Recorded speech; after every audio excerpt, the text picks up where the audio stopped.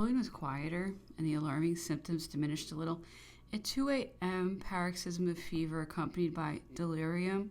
Napoleon spoke incessantly of France, of his son, of his companions in arms.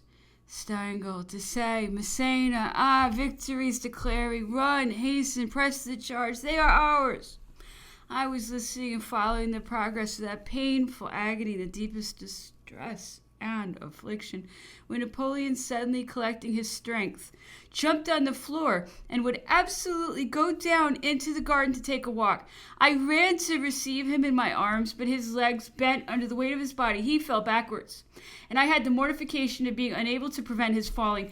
We raised him up and entreated him to get into bed again, but he did not recognize anybody and began to storm and fell into a violent passion. His head was gone, and he continued to ask to go and walk in the garden. His strength was at last exhausted, and his pulse, in the last stage of weakness, giving as many as 108 pulsations per minute.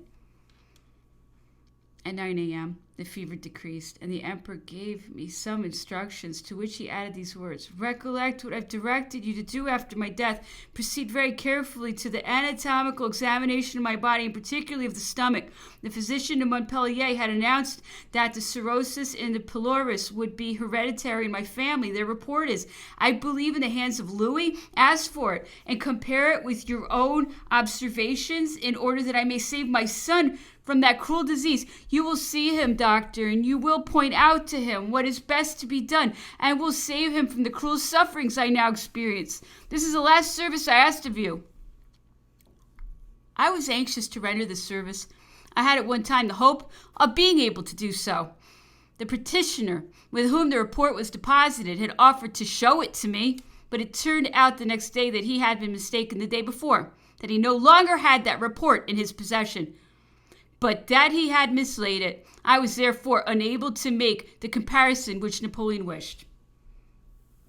At noon, an exacerbation again occurred. The patient recovered the use of his faculties, looked at me for a few moments, heaved a deep sigh, and said, Doctor, I'm very ill. I feel that I am going to die. And he again became insensible. Sleep interrupted. I administered an anodyne draught composed of a little orange flower water and a few drops of tincture of opium and ether. It had the effect of calming the patient for a few minutes. He came to himself again and thought himself able to complete his last dispositions, but none of his limbs any longer obeyed the impulse of his will. His weakness was too great. He could not succeed in the attempt.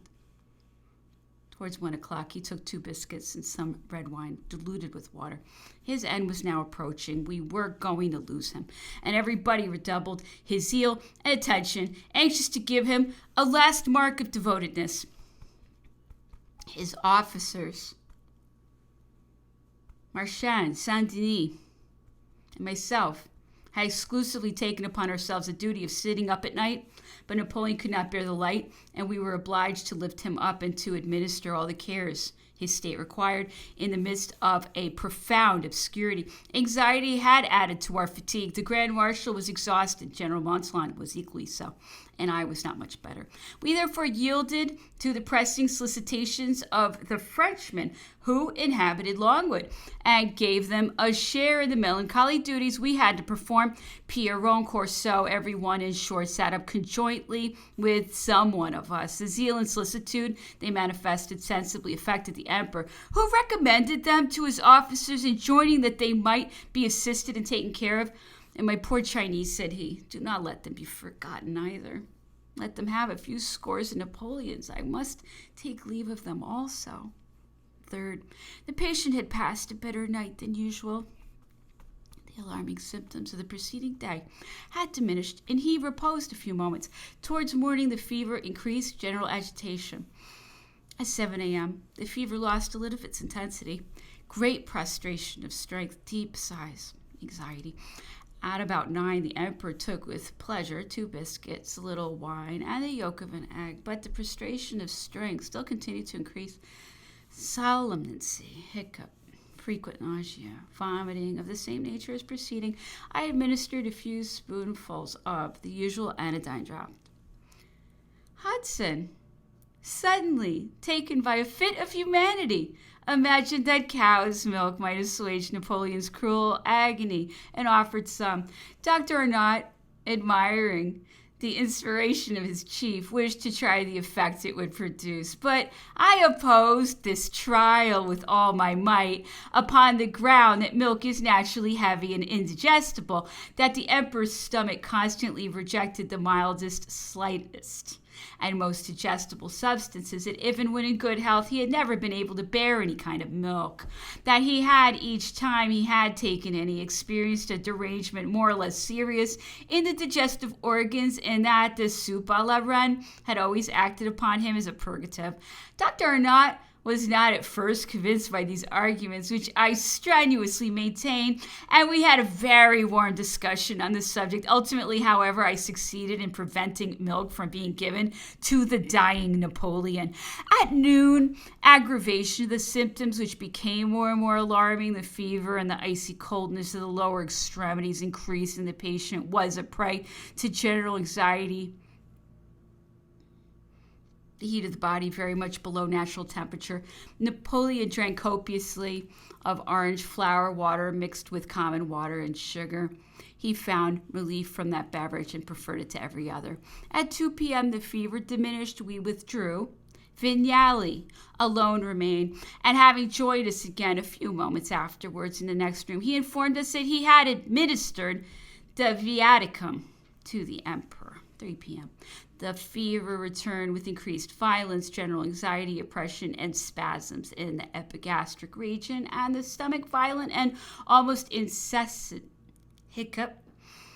Face Hippocratic. Napoleon still preserved his presence of mind and recommended to his executors, in case he should lose it, not to allow any other English physicians to approach him than Dr. Arnott. "I'm going to die," said he, "and you will return to Europe. I must give you some advice as to the line of conduct you are to pursue. You have shared my exile. You will be faithful to my memory and will not do anything that may injure it. I have sanctioned all principles and have fused them into my laws and acts. I have not omitted a single one. Unfortunately, however, the circumstances in which I was placed were arduous, and I was obliged to act with severity and to postpone the execution of my plans.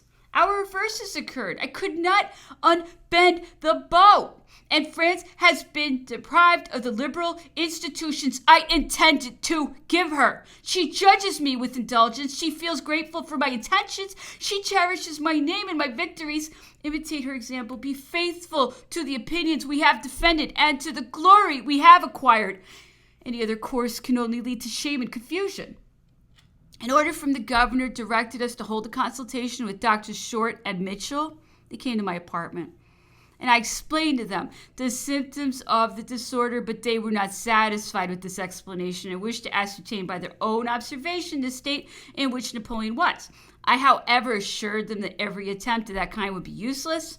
They then coincided in opinion with Dr. Arnott, who proposed a purgative medicine composed of 10 grains of calomel. I exclaimed against such a prescription, knowing that the patient was too weak and that it would be fatiguing to him to no purpose, but I was alone against 3. The measure was carried by numbers, and the 10 grains of calomel were accordingly administered at 6 p.m.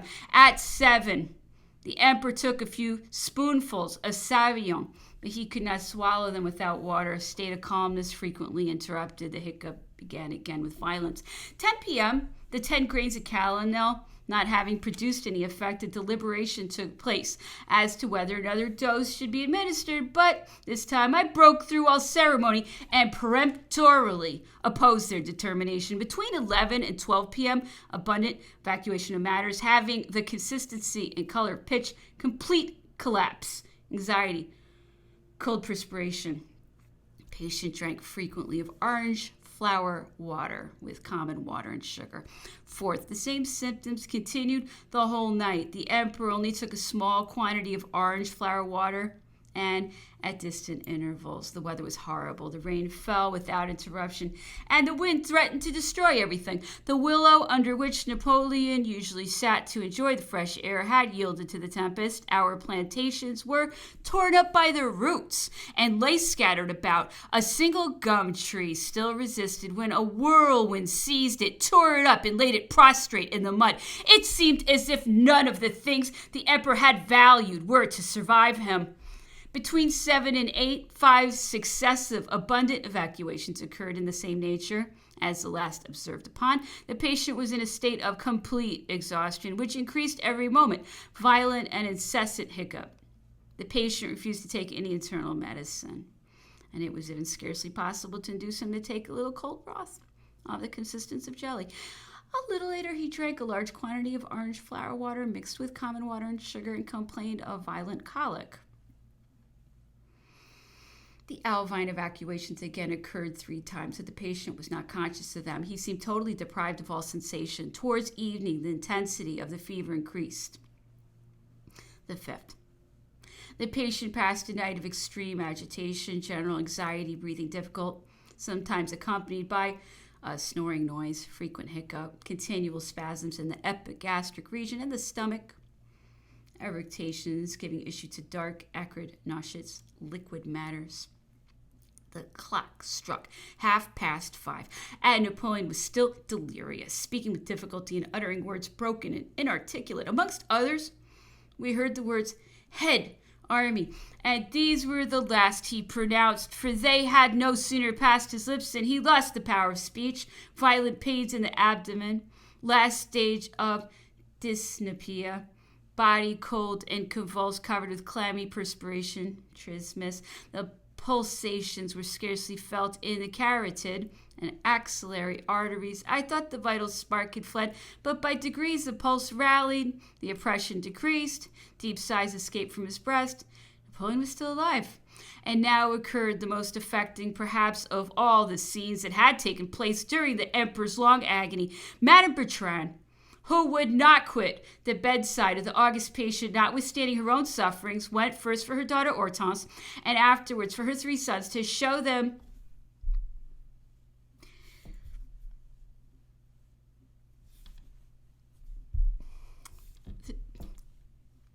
their benefactor for the last time.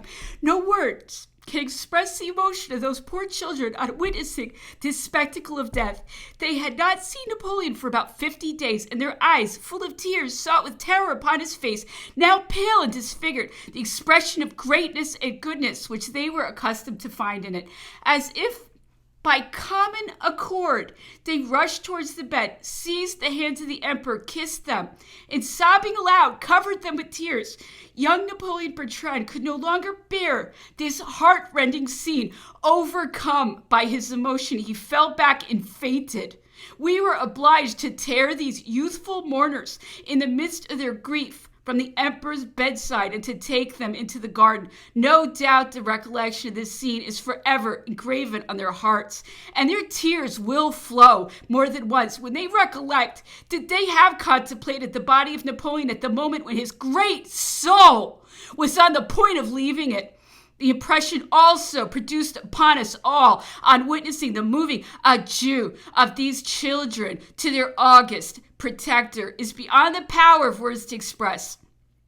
We all mixed our lamentations with theirs. We all felt the same anguish, the same cruel foreboding of the approach of the fatal instant, which every minute accelerated.